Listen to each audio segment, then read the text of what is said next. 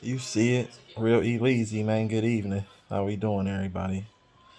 Sitting here watching this Bucks game in Toronto. I'm watching all the games, but I wanted to zoom in on this Bucks in this Toronto game just so I could see Giannis. I need to pay attention because I think we crowning Giannis as the best player in the NBA, and I don't think he's the best player in the NBA, in my opinion. Yeah, he won a couple MVPs. He won a Finals MVP.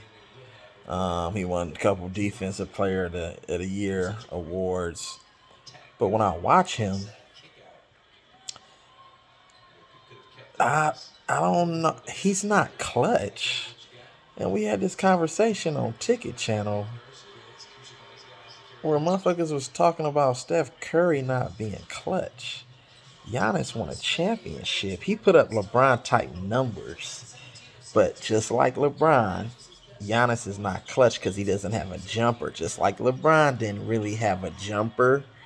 And LeBron was scared to rely on his jump shot. So everything was athleticism, pure just attacking the basket and going to the hole. And the only reason that Milwaukee stayed in this ball game, they just lost 103-96. The only reason they stayed in this ball game, they shot almost 40 free throws. And Giannis shot about 18, 17 of them. So Giannis, he was 17 for 17 from the free throw line.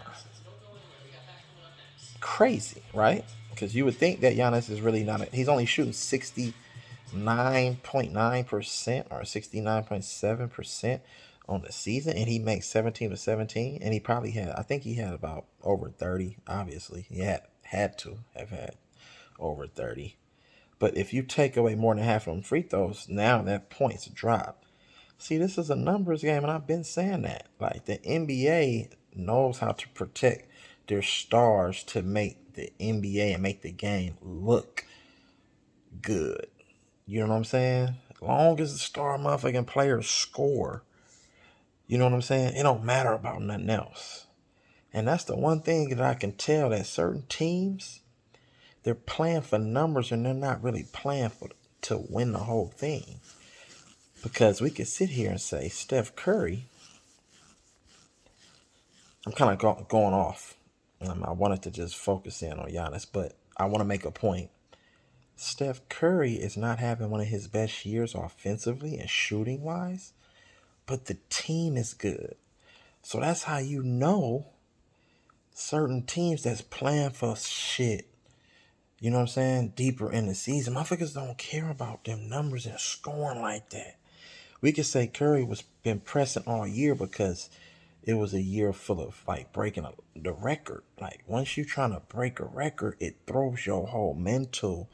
Maybe your preparation is different. Maybe you just pressing a little and you want it so bad. Instead of just relaxing, letting the game come to him.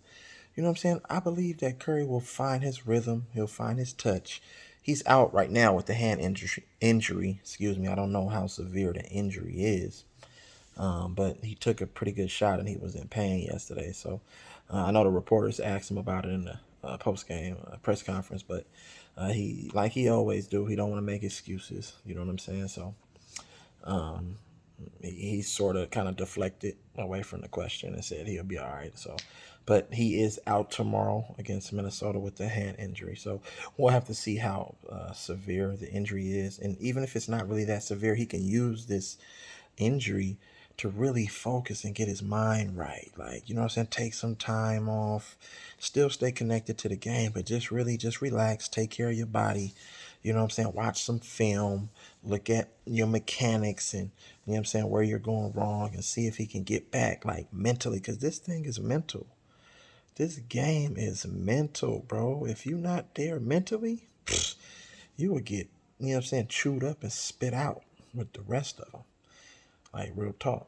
You gotta have mental fortitude and mental toughness. So, but back to Giannis, the NBA kind of sort of created Giannis just like they created LeBron.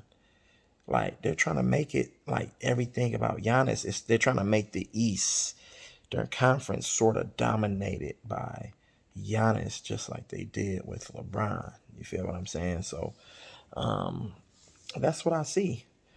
That's what I see. And LeBron is, I mean, Giannis, he's just not clutch. So when you need to get a ball to somebody, who's gonna take those shots? Down two, down three, less than 10, 20 seconds left in the game. They packing the paint, not letting you get to the hole, not letting you get downhill. You know what I'm saying? Not fouling you, playing straight up. You know what I'm saying? Forcing you to really shoot and make a play. You know what I'm saying? But I could just see Giannis just passing it to Holiday, passing it to Portis, passing it to Middleton, and they hit the shot. But then Giannis gets all the credit. So how does that work? How does that work? Because Drew Holiday and Middleton, you know what I'm saying, helped carry them to a championship. See, you could do that with Jordan and Kobe. You can just lead them open, pack the paint, not let them get downhill, because they can get to a spot and rise up and shoot the jump shot. You know what I'm saying?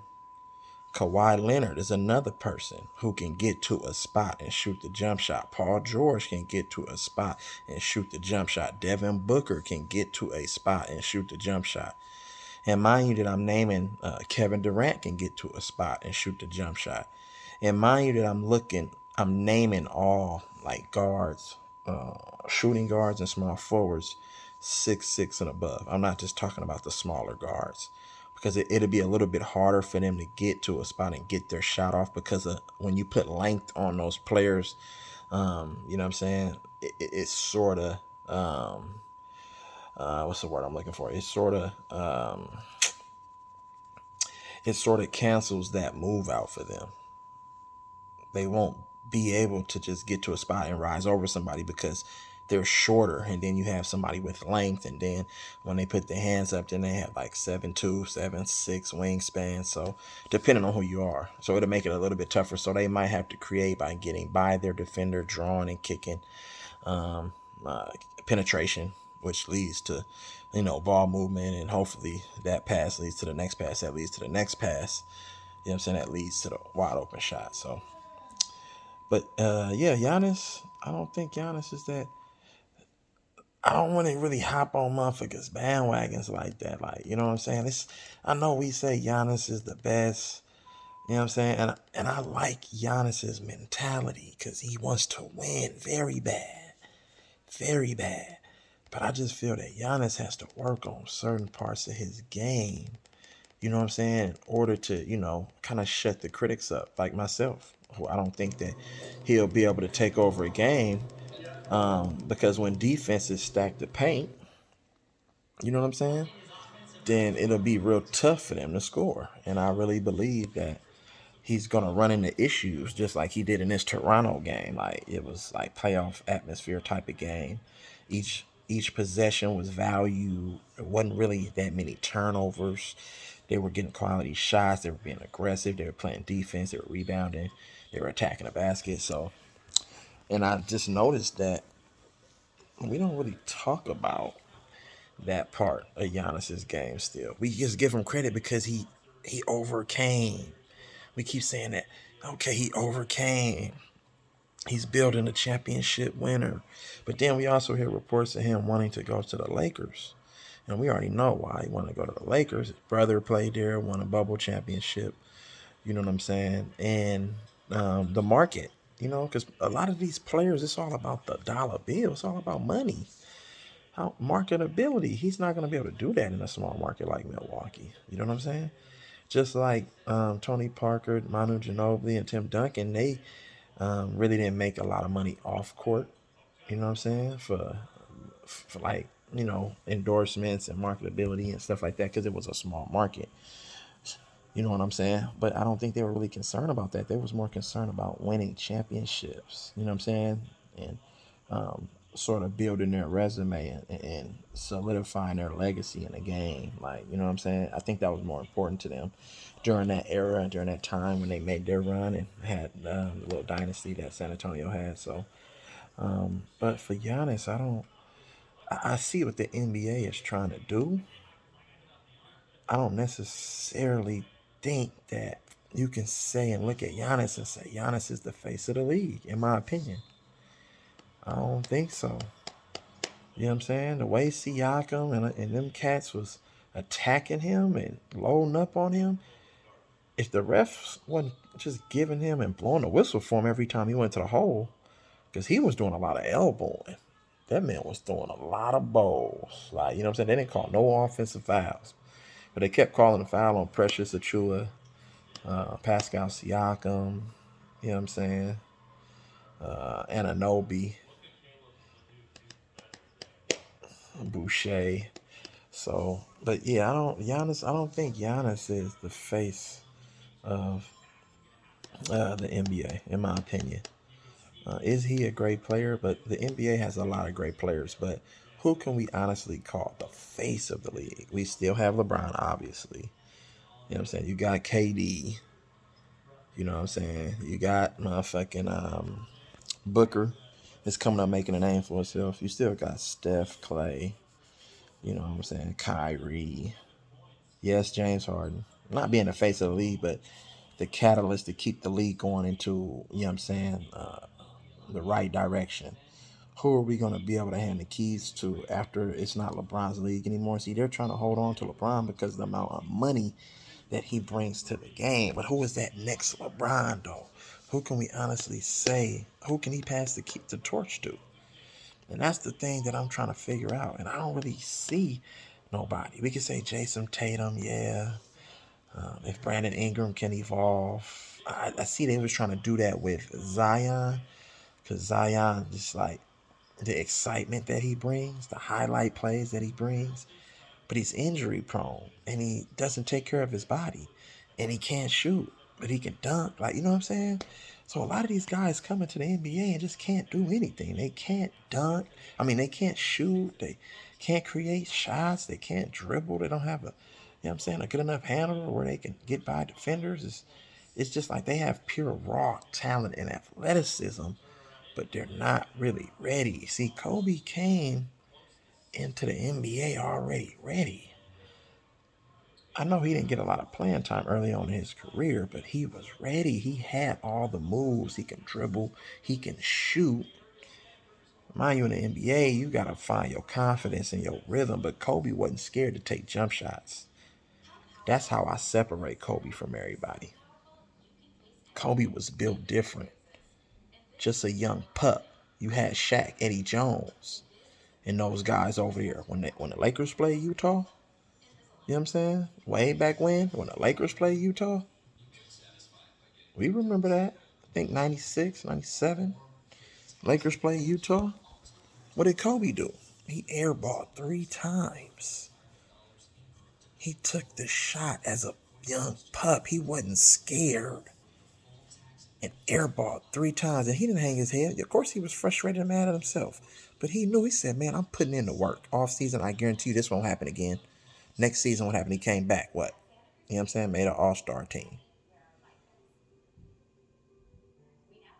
And he kept improving and kept improving because his confidence never wavered.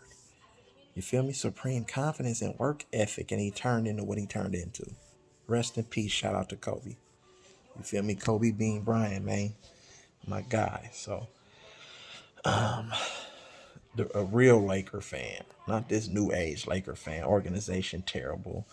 I don't fuck with them cabin ass niggas. I'm still a fan from afar, but as soon as they get their shit together and get rid of them bum ass niggas, you know what I'm saying, and fix the front office and organization, I'm gonna fuck with them. But I'm not rooting for them niggas. I'm cool. I'm just rooting for players on that team. Melo, that's it. I'm just rooting for Melo. That's all I fuck with is Melo. So shout out to Carmelo. But, you know what I'm saying? To make the comparison to Kobe and LeBron and Jordan, see, they wasn't. LeBron was scared when he went to the finals. He was scared to take them jump shots. San Antonio backed up all the way off of him and say, guess what? We gonna make you shoot the ball. And he turned it down every time. He would pass the ball. Daniel Gibson. You know what I'm saying? He would pass the ball to all these other players. And it's just like, why are you passing the ball, bruh? You're the best player in the world.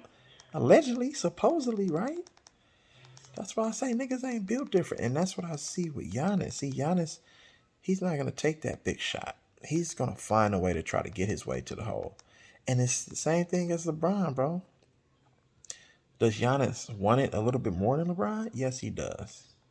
Did Giannis put in the work to improve every season in different aspects and areas of his game? Yes, he has. But is Giannis the best player in the league, in my opinion? I can't say that he is. I'm sorry. He's not, man. I'm sorry. He's just not. He doesn't have that clutch. He's not clutch. He doesn't have a handle. Like he doesn't really. He'll dunk on you for sure. But it's not like he has a lot of highlight reels. Like he's not gonna really wow you with shit. His defensive plays are way better. He has some highlight defensive plays, in my opinion.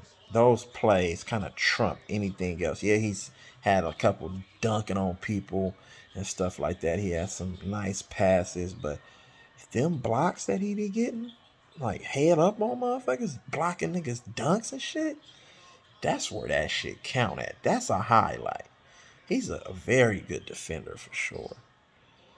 But he doesn't really do anything else that's gonna wow you and bring the fans out their seats. Those blocks bring those fans out the seats because you don't expect motherfucking blocks to get dunked and alley-oop dunks attempts to get blocked. You know what I'm saying? It's just like, wow, that's some shit that I ain't really never seen like that.